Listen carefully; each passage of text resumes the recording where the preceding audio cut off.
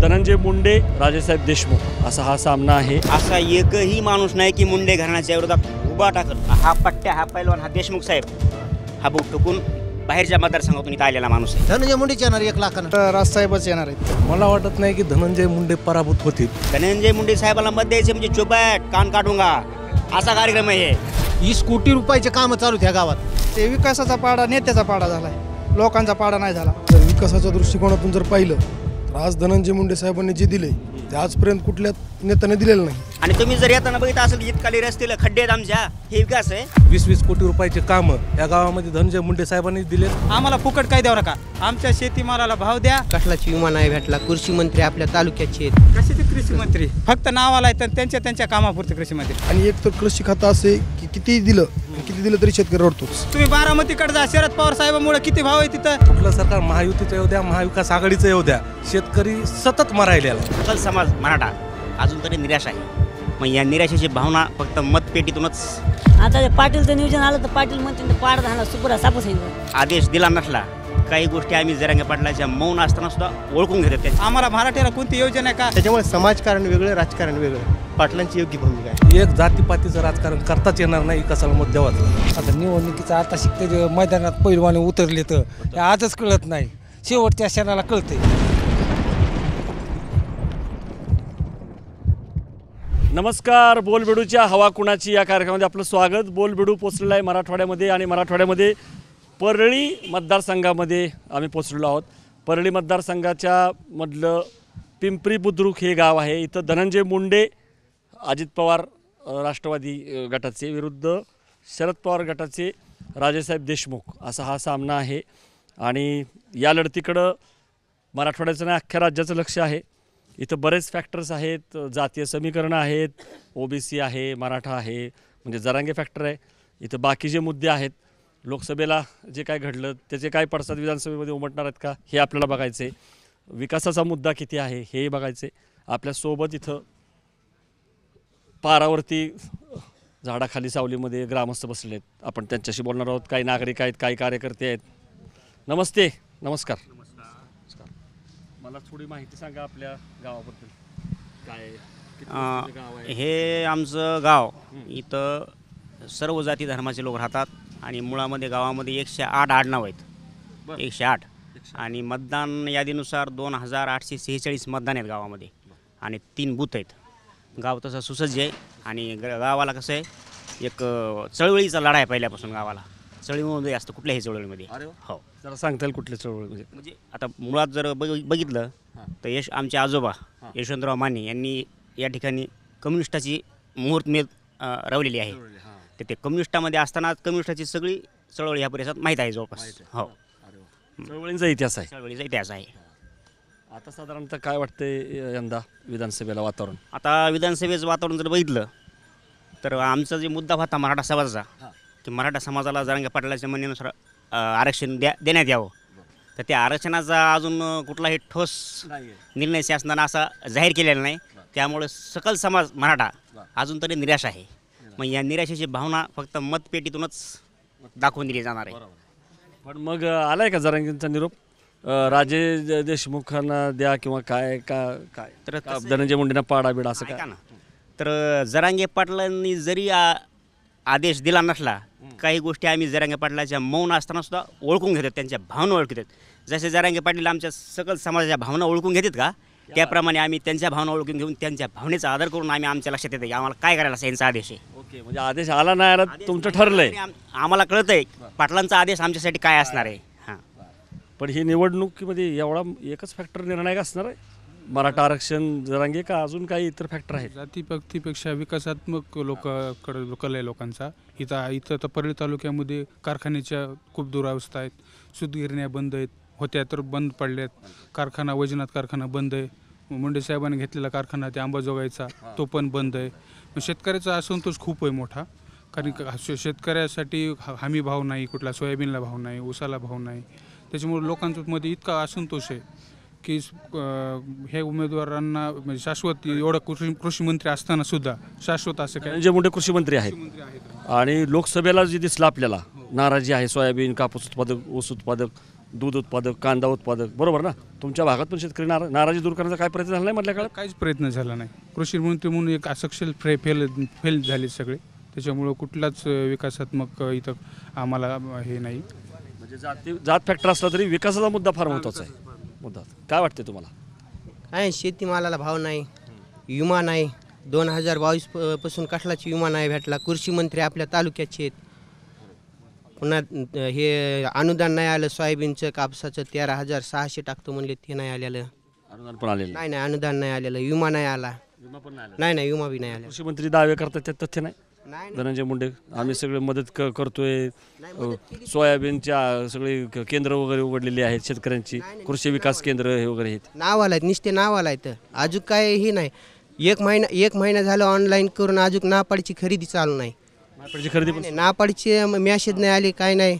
Soybean इकडं सोयाबीनचा फक्त 3500 ते 3600 रुपये भाव आहे. लूटमार चालू आहे. कापसाला भाव नाही. कापसाला भाव नाही. 6,800 चालू आहे कापसाला देखील भाव. हे ना हमी भाव म्हणले, मग हमी भावाचं बी काय अजून कुठं खरेदी चालू नाही. शेतकऱ्यांपाशी ह्याच्या अजून काय एवढ्या म्हणून अशा योजना नाहीत. नुसतं आपलं गृहीत धरलं का शेतकऱ्यांना? नाही नुसतं बोलबच्चन चालू आहे. नुसतं बोलबच्चन सुरू आहे. सन्मान निधी दिलाय मोदींनी, शिंदेने पण दिलाय. 500 आम्ही डायरेक्ट खात्यामध्ये देतोय. इतक्या वर्षात कोणी शेतकऱ्यांकडे दिलेलं नाही. आमच्या गावात ते एकाला बी असं एकानं दाव की माझ्या खात्यामध्ये आलेत म्हणून, अजून काय कोणाला नाही आलेलं. नाही तुम्हाला काय म्हणायचं होतं? असं म्हणायचं मला की आमच्या बीड जिल्ह्यातलं जे मोठं नेतृत्व आहे मुंडे घराणं, हे मुंडे घराण्याला आम्ही जवळपास 1954 पासून आमच्या इथले लोक सत्तेमध्ये ठेवलेलं आहे. आणि सत्तेमध्ये ठेवलेलं असताना मुंडे घराण्यांना आतापर्यंत 2 ते 3 वेळेस सिरसाळ्यामध्ये MIDCचं पूजन वगैरे केलं, म्हणजे नामदारी गोष्टी केल्या. पण त्याचं कुठलंही अजून तथ्य समोर आलेलं नाही. सुरू झालं अंमलबजावणी नाही, नुसतं आपलं हे झालं. MIDC मध्ये उद्योग नाही आले अजून काही झालेलं नाही त्या गोष्टीचं. आणि ते MIDC किंवा दुसरे कुठले अजून प्रकल्प नसल्यामुळं आमच्या बहुसंख्य खेड्यातल्या गावामध्ये कुठला रोजगार नाही किंवा हे बाजारपेठ दुसऱ्या नसल्यामुळं आता आमच्या खेड्यामध्ये जर सांगायचं म्हणलं तर 2,500-3 हजार लोकसंख्येच्या गावामध्ये जवळपास 650 मुलं लग्नाचे, ज्यांचं लग्नाचं वय 30च्या पुढं निघून गेले, असे मुलं आहेत बिगर लग्नाचे. त्याचं तुमच्या इथलं एक आमदारानं कोण तर मी लग्न करून देणार म्हटलं, आश्वासन दिलं. कोण? त्यांचं काय आहे मुळात की त्यांचं हेच का? हेच आहेत. पण त्यांनी जे अगोदर बोलले होते मी लग्न करून देईल, ती गोष्ट त्यांचा काढला, म्हणजे मुद्दा काढून जे मला नाही कळलं. नीट सांगा. असा मुद्दा होता त्यांचा किंवा मी या गोष्टीमध्ये आमदार जर झालो ते या ठिकाणी प्रकल्प आणीन किंवा एखादा कारखाना टाकीन, आणि कारखाना केल्यानंतर ऑटोमॅटिक लोकांना तिथं नोकरीला लागलं की लग्नाचा विषय निघून जाईल, असा त्यांचा बोलण्याचा उद्देश होता. पण ते चुकून मीडियावाल्यानं काहीतरी थोडा वेगळा काढून दिला पर्याय त्याचा. हां, म्हणजे तुमचं म्हणणं की तसं बोलण्याचा नव्हता. बरं, पण तो इंटरेस्टिंग मुद्दा आहे. पण म्हणजे काय आमच्या कसं गावामध्ये बघा 650 ते 700च्या आसपास मुलं आहेत. म्हणजे मोठे जर आयुष्य आणले तर 4 आयुष्य भरतील एवढे, म्हणजे लग्नाचं 30 वर्ष वय पुढे गेलेले मुलं आहेत. असं हे आमच्या गावाचं उदाहरण आहे. अजून खाली जर गेलात तर मोठे मोठे गाव तिथं देखील तुम्ही जर विचारलं तर लग्नाची मुलं किती आहेत, 30, 32, 35 पार केलेली मुलं तुम्हाला तेवढे आढळतील. बघा गंभीर मुद्दा आहे. कारण काय माहिती का, गांभीर्याचा विषय आहे. गांभीर्यानं बोलतो हे, म्हणजे काय त्याचा विषय काय की इथं रोजगाराच्या संधीच उपलब्ध करून दिल्या नाहीत. रोजगाराच्या संधी 0 आहेत. मुंडे घराणा आजपर्यंत आमच्या इकडच्या भागामध्ये विकासाच्या बाबतीत माग असलेला आहे. आम्ही सतत आमच्या वडिलांनी त्यांना दिलं म्हणायचं निवडून. 94 पासून सत्ता भोगतात. म्हणजे गोपीनाथ मुंडे साहेब उपमुख्यमंत्री होते त्यावेळेस त्यांच्याकडे गृहमंत्रीपद होतं. तिथपासून जे आतापर्यंत त्यांचा राजकीय प्रवास पंकजा मुंडे, प्रीतम मुंडे सगळे त्यांच्या घरातलेत. आणि पुन्हा आता ते आले त्यांचे पुतणे धनंजय मुंडे, ते पण सत्ता भोगत आहेत. कृषी मंत्री असताना त्यांच्याकडून आम्हाला विमा भेटला नाही. विमाच्या काय झालं त्यांनाच माहिती. तसं तर सगळ्या जनतेला माहिती, पण आम्हाला म्हणता येत नाही. चुप बैठ कान काढूंगा. काय म्हणलं गेलं तर मग ते अजून भीतीवरून आम्हाला असं आहे. हां, बघा किती गंभीर मुद्दे मांडताय. सोयाबीनला भाव नाही, कापसाला भाव नाही, रोजगार नाही, MIDC मध्ये उद्योग नाहीत, मुलांची लग्न खोळंबलेली आहेत. 4 आयसर भरतील इतकी मुलं एकाच गावात आहेत. नमस्ते. काय म्हणता? बोलता येत नाही, दात पडलीत. ऐकू तर येतंय की सगळं चांगलं. शरद पवारांना पण एकच दात आहे, तरी पण खणखणीत बोलतात. थोडा ऐकायला प्रॉब्लेम असतो, पण तो विषय वेगळा. पण काय वाटतं एकंदरीत गावाचा विकास झाला का नाही? तुम्ही शेतकरी आहे काय? किती शेती आहे? 2-3 एकर आहे. काय लावलंय? काय नाही, कापूस आहे. कापसाला भाव मिळतोय का? कशाचा कापसाला भाव आहे? भावच नाही कापसाला भाव नाही. बरं, कापूस गोळा करायला महिला मिळत आहेत का शेतमजूर? आता म्हणतात की लाडक्या बहिणीमुळं बऱ्याच महिला येत पण नाहीत कापूस वेचायला. हे खरं आहे का? असं आम्ही ऐकलं काय ठिकाणी. काय करते नाही इथून शेतकरी, काय करते नाही इथून. याचाच लागणार पैसे मिळाले का मोदींनी सन्मान निधी काय 500 रुपये महिन्याला, शिंदे पण 500 रुपये महिन्याला देत आहेत. डायरेक्ट खात्यामध्ये पैसे, शेतकरी सन्मान निधी योजना काय मिळाले का तुम्हाला पैसे? कशाचे पैसे मिळालेत? ह्याचे मिळाले, मोदीचे मिळाले, मोदीचे मिळालेत, शिंदेचे मिळाले का? शिंदेचे मिळाले. शिंदेचे पण मिळालेत. मग ते पुरेसे नाहीत ना? काय म्हणायचं तुम्हाला? ते म्हणतात की बघा शेतकऱ्यांना एवढ्या वर्षात कोणी मदत नाही केली, 70 वर्षात काँग्रेसची मदत नाही केली, आम्ही केली. खरं आहे का? काय खरंय? काय म्हणायचं तुमचं? त्यांचा असा दावा आहे की आत्तापर्यंत कुणीच नाही मदत केली, आम्ही मदत केली डायरेक्ट पैसे टाकून, मोदींनी शिंदेनी. खरं आहे का? नाही, आता दिलेलंच तेवढं म्हणते, तर बाकीचं राहिलेलं अनुदान अमुक तमुक काय त्याचं आहे का काय? नुसतं दिलेलं सांगते तर, न दिलेलं कुठं सांगते तर. हां, आता जी बाकी म्हणजे रक्कम जास्त असल्यावर माणसाला थोडंसं काहीतरी करता येतं. आता कुठं 1000 2000 दिलं ना काय आमचं काय होतं आहे का काही? असं म्हणणं. मूळ कोणी फुकट मागतच नाही. फुकट कोण फुकट मागितलं ना देत आहे का कोणी? देतात की आता काय न मागताच सुरू केलंय, लाडके बहिण हेन तेन त्याने न मागता सुरू केलंय. पण जे आमच्या भाव आहे का एखाद्या धान्याला भाव काही? हां, द्यायला लागलात तुम्ही, पण ही वरून टाकलेलं आणि हातात स्वतःच्या हिमतीचं असलेलं माणसाला निराळ आहे ना, त्याला भाव द्या ना. ह्याला काय करायचं तुमच्या बाकीच्याला? तुमच्या देणं द्या, अगर नका देऊ. हां, मूळ द्यायला पाहिजे, शेतमालाला हमी भाव द्यायला पाहिजे, पाणी द्यायला पाहिजे, 24 घंटे वीज द्यायला पाहिजे. काहीतरी ही बाकीच्या गोष्टी तुमच्या असल्या पाहिजेत ना. आता तुमच्या निस्त्यात देण्याला काय करायचं? तुम्ही देतात वरून, आम्ही म्हणत नाही तुम्ही देतात म्हणून, पण वरल्या देण्याला काय करायचं? आपण आमच्या हिमतीचं आम्हाला त्याचे काही कष्टच वाटणार ना. ही खरं गोडीनं आपल्याला ह्या आमच्यामध्ये सामर्थ्यच येईना काही त्याच्यात. हां, फार महत्त्वाचा मुद्दा मांडलाय. हा मुद्दा फार महत्त्वाचा आहे. देताय तुम्ही, पण तुम्ही काय देताय? तुम्ही देताय थोडं थोडं, ते पण तुम्ही मतांसाठी देताय असं अनेकांचं म्हणणं आहे. नाही, मतासाठी नाही, विकास खूप झालाय. विमा आला, अनुदान आलंय, लाडक्या बहिणीचे पैसे आलेत, मोदीचे आले, शिंद्याचे आलेत, 20 कोटीचे काम आहेत ह्या गावात चालू. विकास झालाय. भरपूर विकास. मग हे कशाला खटाखट धनाधन सुरू आहे बरं? ते आता विरोधक करीतच असतात ना, त्याचं काय आता? विकास पुरत नाही. 1500चा आता 2100, 2100चं 3000. नाही, सगळं भरपूर आहे, काय त्याच्यात अडचण नाही. 20 कोटी रुपयाचे कामं चालू ह्या गावात. काय काय सांगा? सभागृहाचं काम चालू, आईच्या देवस्थानाचं काम चालू, रोडचे, शेत योजनेचे 5 कोटीचे कामं चालू, शेत रस्त्याचे, ग्रामपंचायत बांधकाम चालू 50 लाखाची. हे म्हणतात शिरसाळा MIDCचं भूमिपूजन उद्घाटन केलं. हे सभागृह हे मोरचं 1 कोटीचं हे बांधकाम ते झालं, पण उद्योग मंजूर केलं. आता ट्रान्सफॉर्म टाकला 7.5चा शेतकऱ्यासाठी. हां, कुणी केलं हे? महायुतीनं धनंजय मुंडेने केलं. बर. कृषी मंत्री आहेत, ते विमा नाही मिळाला, सोयाबीनला भाव नाही, कापसाला भाव नाही, MIDC मध्ये उद्योग नाही, पैसे बी नाहीत, रुपयात विमा आहे. 4 आयसर भरले, एवढी पोरं बिन लागण्याची आहेत. विमा आलाय, फक्त एका सालाचा राहिलाय, ते देते ना आता. हां, धनंजय मुंडे येणार. धनंजय मुंडेच येणार 1 लाखानं लीडनं. 1 लाख लीड पण सांगून टाकलं. का हो, तुम्ही हसताय का? पटत नाही का तुम्हाला? हसायसारखंच बोललेत ना त्यांना. ऐकलं का? 50 कोटी 20 कोटी त्यांनी दावे पाहिजे होते. त्यांना ते विमा केव्हा आलेला आहे ते सांगायला पाहिजे होतं. कुणी 1 वर्षाचा पहिला कुठे गेला म्हणा, त्याच्या आधी पाठीमागचा कुठे गेला म्हणा. त्याच्या सोयाबीन आज किती म्हणले? बाजारमध्ये गेलात घेऊन तर 3200 रुपयाच्या नंतर त्याला भाव नाही. ऊसाला बघितलं, ऊसाचे कामं केलेले पैसे आजपर्यंत हे दिलेच नाहीत. 2018, 19, 20 मी ऊसतोड, कामगार, ड्रायव्हर, मालक, मुकदम सर्वच आहे. वैद्यनाथ सहकारी कारखान्याला अजूक माझे पैसे, अजून पैसे देतोच म्हणतात. आम्ही काय बी ठेवतो आमच्या घरावर, पण तुमचे पैसे देऊन टाकू. गोपीनाथ मुंडेच्या नावानं मंडळ स्थापन केलं म्हणे. मंडळ हे त्यांनाच माहिती. आम्ही मराठा समाज, आम्हीच कोयते घेऊन ऊस तोडतात, आम्हीच इथला प्रत्येक शेतकऱ्याचा ऊस नेतात. त्या ऊसाला भाव नाही, ऊसतोड कामगाराचे पैसे नाहीत, ऊसतोड मुकादमाचे पैसे नाहीत, कमिशन नाही. आणि 95 रुपये लिटर डिझेल, जे 60 रुपये लिटर डिझेल असते का, ते वैद्यनाथ सहकारी साखर कारखाना 95 रुपये लिटर डिझेल लावून, आणि कमिशन तर देणं ते दिलंच नाही. कमिशन 70% देतो मला होते, कमिशन दिलं नाही, आमच्या कामाचे पैसे दिले नाहीत आणि काही दिले नाहीत. आता आंबा सहकारी साखर कारखान्याला इथून 30,000 टन ऊस काहीतरी गेला, त्याला फक्त 1800 का 1900 रुपये काहीतरी असं बिल दिले. त्याचं राहिलेलं उर्वरित बिल त्या शेतकऱ्याला दिलं नाही. आज कसं शेतकऱ्यांचं जगायचं? आज लेकरं शिकवायचे, तर आज शेतीमध्ये एवढा मोठा खर्च करायचा. आज शेतातला कापसाचा कापूस घेऊन गेला तर आज 6000 रुपये भाव आहे कापसाला.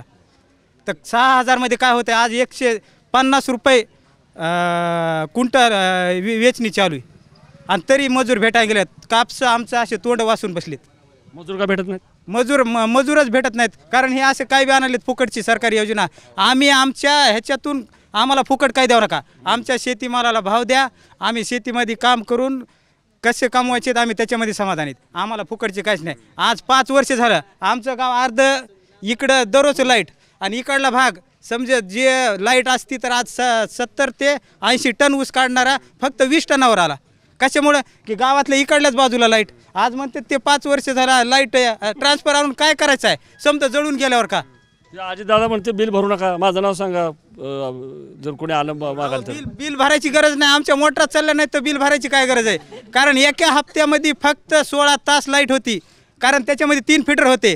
हप्त्यामध्ये 6 दिवस असतात. 6 दिवसामध्ये इकडं 16 तिकडं 16 आणि तिकडं 16. मग 16 तासामध्ये कुठं आहे का ह्या भारतामध्ये बी नाही की लगे 16 तासामध्ये की त्यानं 10 एकर 5 एकर 3 एकर भिजावा. फक्त उन्हाळ्यामध्ये 8 तासामध्ये अर्धा एकर भिजतंय 20 गुंठे. त्यापेक्षा काही जास्त भिजत नाही. त्याच्यामुळे शेतकऱ्याचं नुकसान आहे. शेतकऱ्याच्या मालाला भाव नाही. शेतकऱ्याच्या सोयाबीनाला नाही. शेतकऱ्याला जमीन विकावं लागन नाही तर फाशी घेऊन आमच्या सरकारला मारावं लागन. आमचे मराठीचे विद्यार्थी आज माझी मुलगी 98-99% घेते. मी 2 लाख रुपये भरतोय तिथं. आम्हाला मराठीला कोणती योजना आहे का. आमचे मायबाप जरांगे पाटील तिथं बसून कुणासाठी लढतात. आमच्यासाठी लढतात. ह्या मोठमोठे नेते ते बोलतात त्यांना भेटतात ते बोलतात. त्यांना गरज नाही. एक झपका हाणला की आम्ही सुद्धा मी 20 वर्ष झालं पंकजा ताईचं काम केलं. मी 7 वर्षामध्ये म्हणे की माझे आता ताई पैसे देतात मग देतात आता देतात मग देतात. अडचणीत समजेच असतात. कारखाना अडचणीत असेल पण कारखान्यापेक्षा आज शेतकरी या शेतकऱ्याला आता फाशी घेतल्याशिवाय काहीच नाही. कृषी मंत्री असून तुम्ही म्हणताय कशाचे कृषी मंत्री फक्त नावाला आहेत त्यांच्या कामापुरते कृषी मंत्री. इथं काहीच नाही. कृषी मंत्री असते तर हे ना महागालच्या गेल्या वर्षीचं आम्ही निवेदन दिलं ते ना त्यावेळेसच कमून नाही आणून दिला. आमचं 20 टनावरचं उत्पन्न 70 टनावर गेलं असतं. आज आम्हाला कुणाला पैसे मागायची हे 3000 ते मोदी देतात का 2000 ह्याची सुद्धा आम्हाला गरज नाही. आम्ही आमचं एवढं GST भरतात. आज 1 लाखाला 18,000 रुपये GST भरतात आमच्याच ह्याच्यातून. 18,000 घेताय 12,000 देत आहे. हो 18,000 त्याच्यामधूनच 6,000 रुपये आम्हालाच नुकसान आहे. आणि काय पाहिजे. आज आम्ही लोखंड घ्यायला गेलोत. आज आम्ही ट्रॅक्टर घेतात. आम्ही टेलर घेतात. आम्ही रोड टॅक्स भरतात समजा भरतात. तेच पैसे आम्हाला देतात. आम्हाला काय नाही. आम्हाला फक्त शेतीमालाला भाव आणि चांगलं उत्पन्नाला. म्हणजे आता हे सौर ऊर्जाचं 5 वर्ष झालं ऑनलाईन करून फक्त नावालाच. फक्त ही महायुतीची योजना फक्त नावापुरती. हे शेतकऱ्याच्या कामासाठी नसून शेतकऱ्याला गाडण्यासाठी. आणि आलं सरकार तर मग तर काहीच खरं नाही. आज 3200 उदीच्याला 2800 आणि ऊसाला आज बघा तुम्ही बारामतीकडे जा. शरद पवार साहेबांमुळे किती भाव आहे तिथं 3500 रुपये जाहीर करतात. आम्ही इथं काय 2000 1800. अजित पवार सांगतात तिकडं मी सोमेश्वरला किती भाव दिला, मी माळेगावला किती भाव दिला, हर्षवर्धनने किती भाव दिला.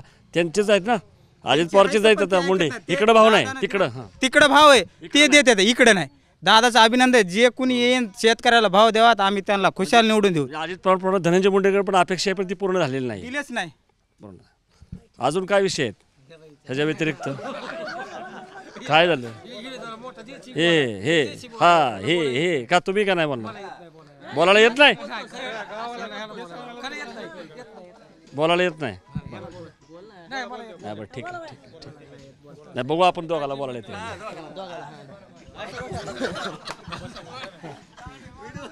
काय जाऊ दे विनोद सोडून द्या.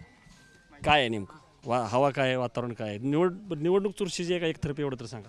आता निवडणुकीचं आता शिकतरी मैदानात पैलवाने उतरले तर आजच कळत नाही. शेवटच्या क्षणाला कळतंय. अजून खडाखडी सुरू आहे. हा सुरू व्हायचं अजून लय सामना राहिलाय ना. शेवटच्या क्षणी कळतंय. पाटील म्हणतील तसं पाटील जरांगे म्हणतील तसं हो ना. जरांगे म्हणतील तसंच करायचंय ना.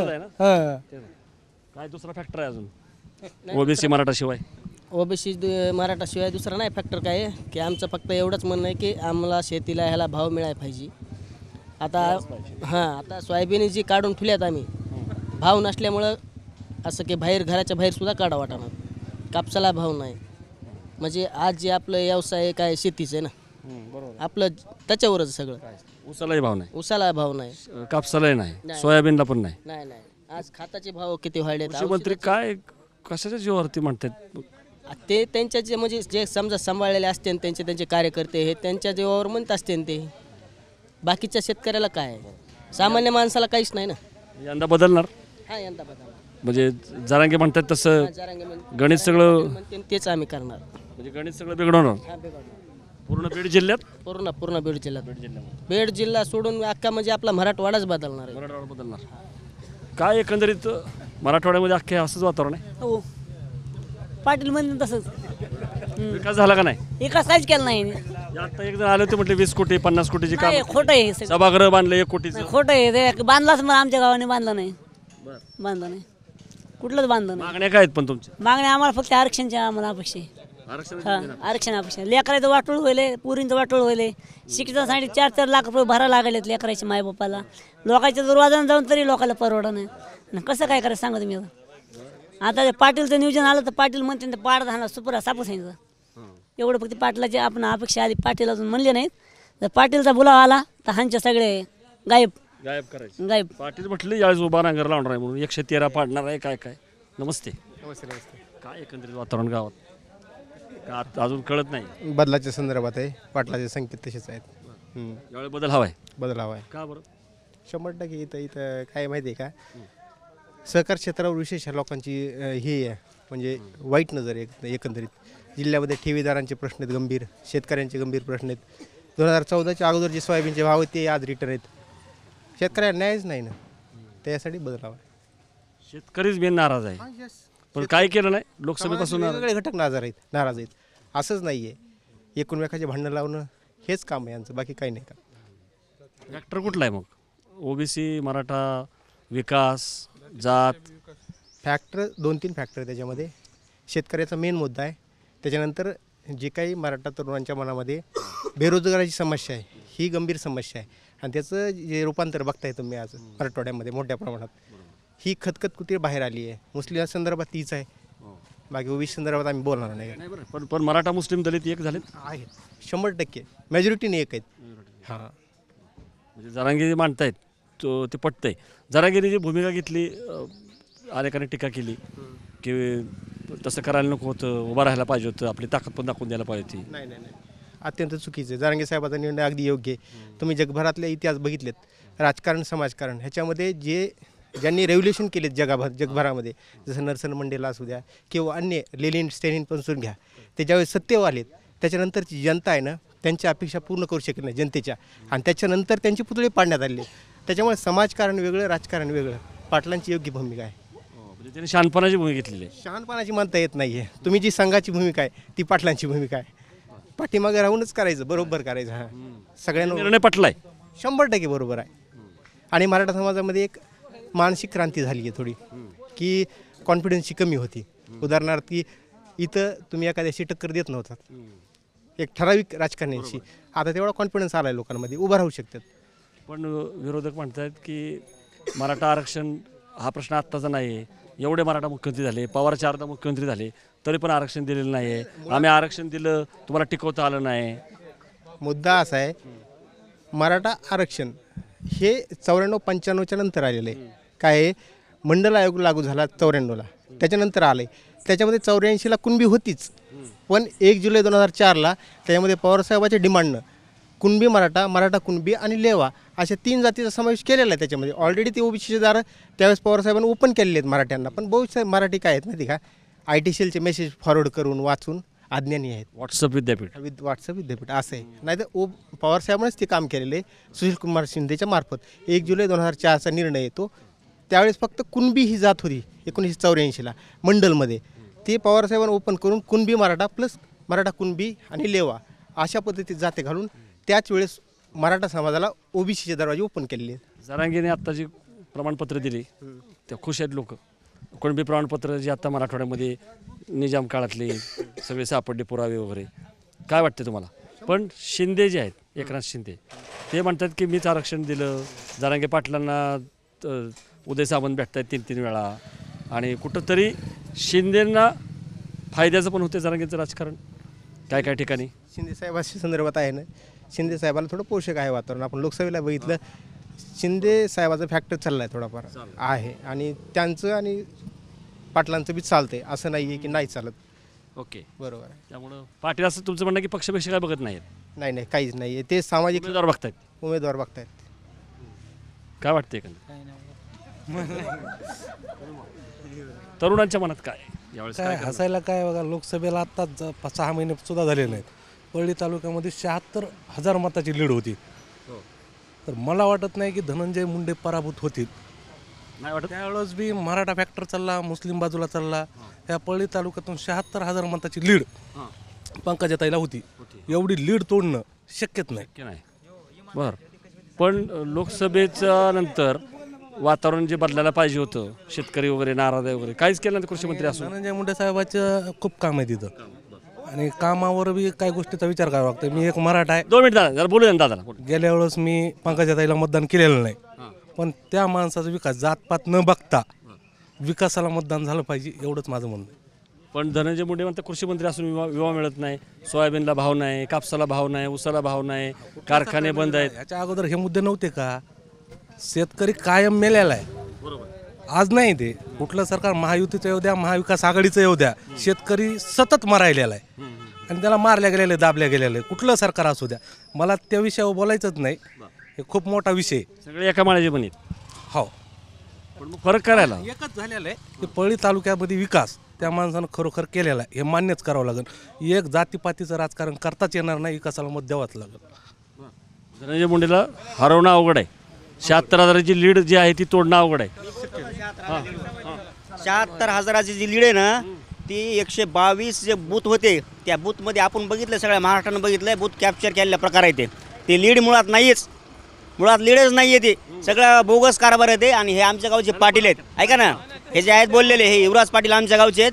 आता युवराज पाटील कालच्या वेळेस लोकसभेला तुतारी करून होते ना, आज ते म्हटले ना कान काढू का कार्यक्रम. नाही, ते काय म्हटले, मी पंकजाला मत दिलं नाही पण धनंजयला देणार आहे. मी काय म्हणतोय, धनंजय मुंडे साहेबाला मत द्यायचे म्हणजे चुबॅट कान काढूंगा असा कार्यक्रम आहे. हे ते दबाव आहे, आमच्या गावचे पाटील आहेत. आणि तुम्ही जर येताना बघित असेल इतकाली रस्त्याला खड्डे आहेत आमच्या, हे विकास आहे? विकास ह्याला म्हणतात का?